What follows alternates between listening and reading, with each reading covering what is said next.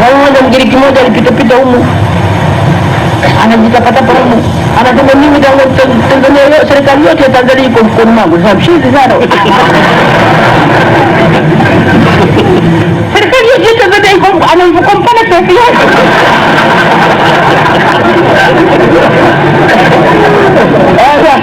Sasa mniwe radhi ingawa anasema lazima kuendesha nchi kwa mujibu wa sheria. Kama huyu mshenzi anasema hivi nikajua anahonga watu, hawezi kusema hivyo bila kwamba anahonga watu, lakini vigumu sana kumpata. Kwa lakini hata hivyo nitakufundisha. Nikakutia ndani.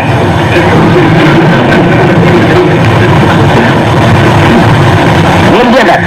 Nikatiwa msukosuko hapa, nikatiwa msukosuko hapa, pale mwachie. Kaambia simwachie, hana adabu.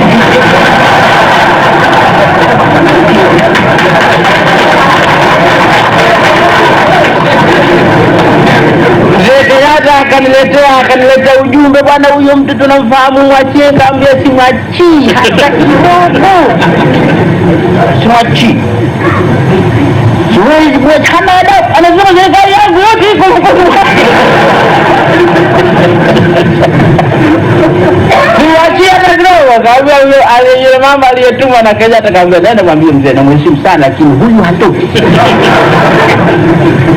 Mmoja niko msafari pale, nikaambiwa anakuja, kuna ujumbe anakuja baba askofu kuja kukuona. Anatoka wapi? Atoka Kenya. Akaja baba askofu wa Greek Orthodox Church. Unajua nani? Akaja msafari kwangu pale.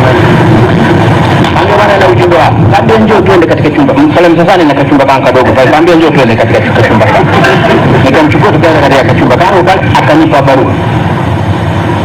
Nasoma barua inatoka kwa Askofu Makarios.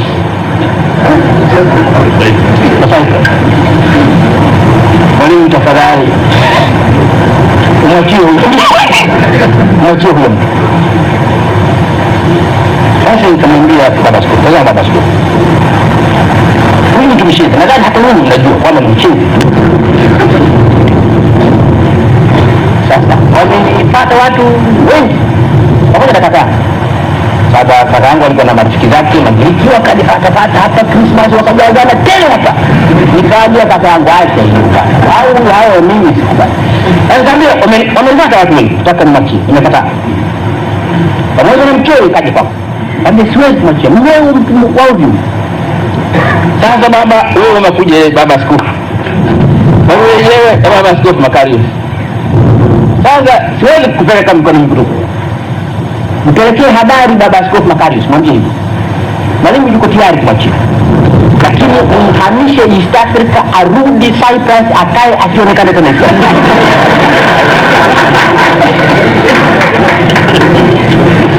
Nikaletewa assurance ile na baba askofu, nikamheshimu, nikamwachia. Sijui kama aliangu, lakini hata kumsikia tena. Naambia hadithi hiyo kwamba hatukuwa na utani juu ya mambo yake. Juu ya mambo ya rushwa hatukuwa na utani na mtu. Rushwa ni jambo hatari kabisa.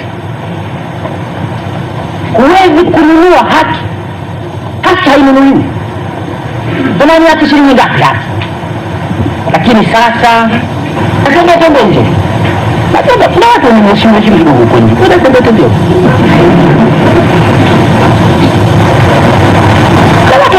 Kwa sababu tunataka kaipata kana heshima hivi.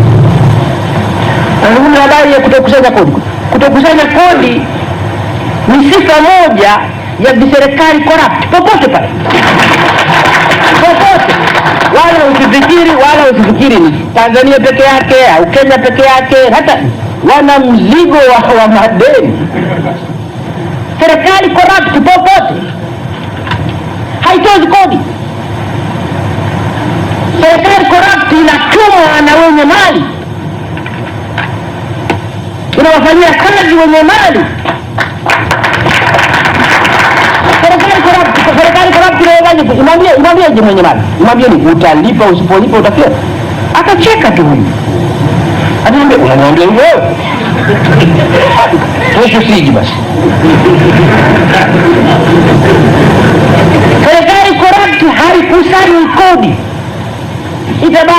fukuzana na vijitu vidogo vidogo mabarabarani hivi basi.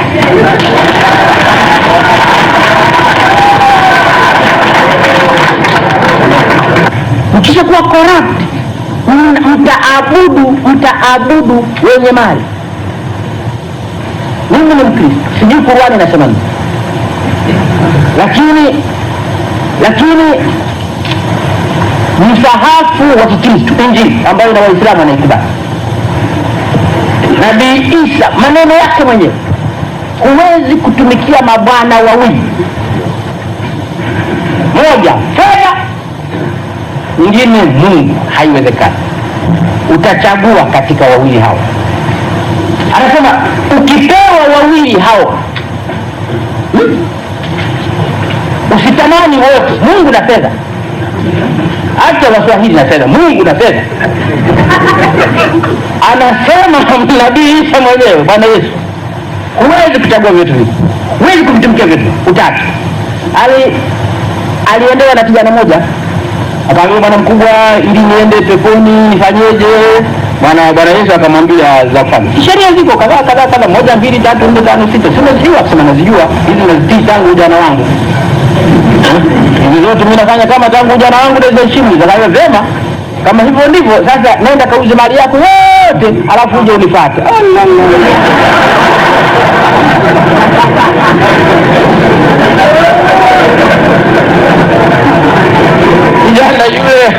Kijana yule katoka pale amesononeka kweli kweli. Yesu baada ya kijana yule kutoka, kijana yule alikuwa tajiri. Baada ya kijana yule kutoka, Yesu ndipo alipolitamka hilo. Anaambia wafuasi wake wale, tajiri kwenda peponi ni vigumu zaidi kuliko ngamia kupita katika tundu la sindano. Wakamwambia wale wafuasi wake, Malova, sijui kwa nini wanamuuliza, Malova, walikuwa Malova watupwa. Wanamwambia bwana mkubwa, kama hivyo ndivyo nani atafika peponi? Bwana mkubwa kuwapa assurance akasema, lisilowezekana kwa binadamu kwa Mungu linawezekana. Yesu anawaambia hawa, tajiri kufika mbinguni atafika kwa muujiza wa Mwenyezi Mungu.